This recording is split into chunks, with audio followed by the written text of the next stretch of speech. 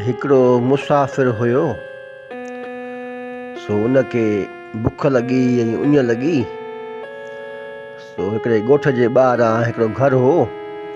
सो उन घर जे ॿाहिरां हिन आवाज़ु ॾिनो त उन घर मां हिकिड़ी माई निकिरी आई।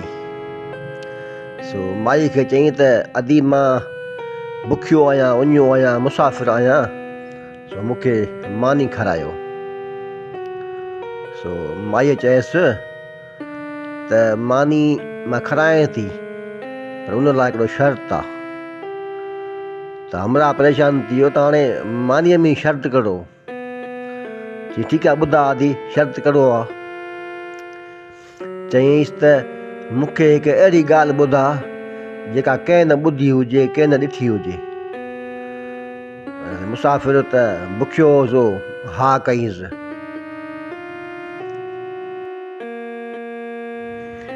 उन औरत जी नींगरी वनवा में वेठल हुई, जंहिंजी अॼु शादी हुई ऐं ॼञ अचणी हुई, ऐं माई जो मुड़ुसु बाज़ार मां सामान वठणु वियो हो। सो हमरा सामान वठी जीअं मोटियो त ॾिठईं त हमरा वेठो आहे ॿाहिरि, मानी खाई रहियो हो। पुछाईंसि त अदा केरु? चई त मां जेको आहे सो आयो आहियां, ॿुधी करणु आयो आहियां तव्हांखे। ॿुधी कंहिंजी? चई त असांजो घोटु फोत थी वियो आहे, सो मूंखे मोकिलियो हुननि। हमरा घर आयो, सामान रखी घर पंहिंजे, ऐं माई खे ॿुधाईं त जेको आहे सो छोकिरीअ खे वनवा में उथार ऐं घोटु फोत थी वियो आहे, सो तयारु थी त ओॾां हलूं। अब माई परेशान थी वई, माई रोअण शुरू थी वई। ॿियूं हुते मायूं वेठियूं पाड़े जूं, उहे रोअण शुरू थी वियूं। घर में वॾो कोराम मची वियो।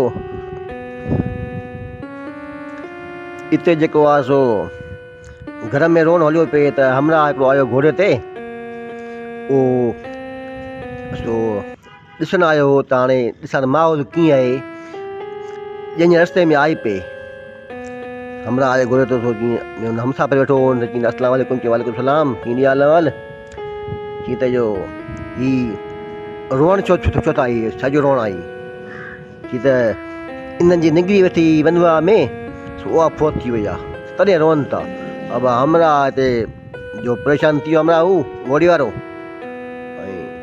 ऐं उतां ई जेको आहे वापसि मोटियो, ॼञ ॾे मोटियो। सो उन्हनि खे चई वञी घोट वारनि खे त कुंवार फोत थी वई आहे। अब हिते उहे रोअण शुरू थी विया। उहे बि हाणे हिते रोअण शुरू, हुते रोअनि पिया, हिते रोअनि पिया। ऐं हुतां हू रोअंदा आया, हितां ई रोअंदा विया, पाण में मिलिया अची पाण में। अब अॼु हाल अहवाल, छो था रो? अब हुननि ॻाल्हि कई, हुननि ॻाल्हि कई। हाणे मोह को कोन, हुन घोटु बि जहिड़ो, कुंवार जहिड़ी।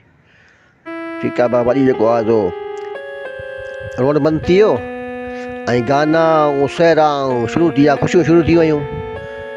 ही आया कुंवार जे ॻोठु, त महिमान जेको आहे सो उते कोन हुयो।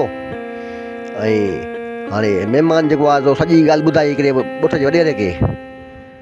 अब उहे बि पहुता अची, ॿ टे हमरा मौज़ माण्हू, ही महिमान जेको आहे उहो मुसाफ़िर सभु पुॻा अची, ऐं फ़ैसिलो थियो जेको आहे सो। उन माई चयो मुसाफ़िर खे त ॻाल्हि कारी ॿुधाइजांइ, कंहिं न ॿुधी हुजे, कंहिं न ॾिठी हुजे। सो हाणे माई जो ॾोह थियो। हाणे माई खे मुड़ुसु कुटको ॾिए पियो, पर सभु माण्हू मौज़ अची विया ॻोठ जा, ऐं फ़ैसिलो थियो, ऐं ख़ुशियूं थी वियूं वरी साॻियूं। घोटु बणिजी वियो, ऐं सभु ख़ुशि वेठा। मां इहा ॻाल्हि हिकिड़ी आहे बर्दाश्त ऐं सहिप जी। सो पहिरें दौर में बर्दाश्त ऐं सहिप जमी घणी हूंदी हुई, हाणे उहा न रही आहे। सो दोस्तो, तव्हांखे असांजी कहाणी कीअं लॻी, ऐं कमेंट्स में ॿुधाइजो।